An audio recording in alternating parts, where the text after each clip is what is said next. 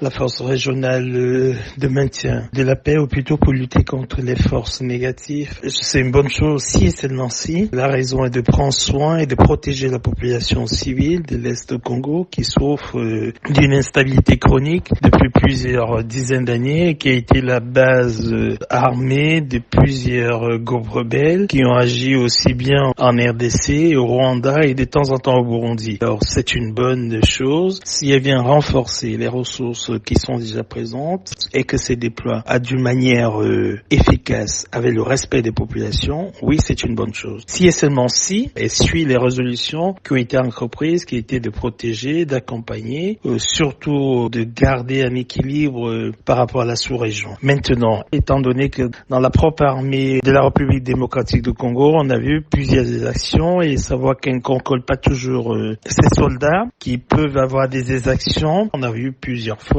le Congo qui s'est engagé à suivre à la lettre les résolutions prises et qui finalement soit n'avait pas assez de ressources, soit n'avait pas assez de moyens. Est-ce qu'aujourd'hui a assez de ressources et de moyens pour mettre en œuvre toutes les directives qui ont été décidées au Kenya? Et ça reste à être déployé, à être vu, mais on peut partir sur un principe de bonne foi. Disons que cette fois-ci, la République démocratique du Congo est décidée à juguler ou du moins à réduire au maximum l'instabilité de la sous-région. Est-ce que cela ne constitue pas un risque de se dire, écoute, toutes les personnes qui se réfugiaient dans la République démocratique du Congo, dans sa région Est, ne puissent être poursuivis, ou alors les groupes de rébellion, les groupes de défense qui se sont constitués comme base arrière dans cette partie et qui résistent au Burundi depuis un certain temps, est-ce que c'est pas un moyen délibéré d'aller les déloger? Je pense qu'il y a un agenda qui a été défini. Est-ce que c'est un agenda caché? À ma connaissance,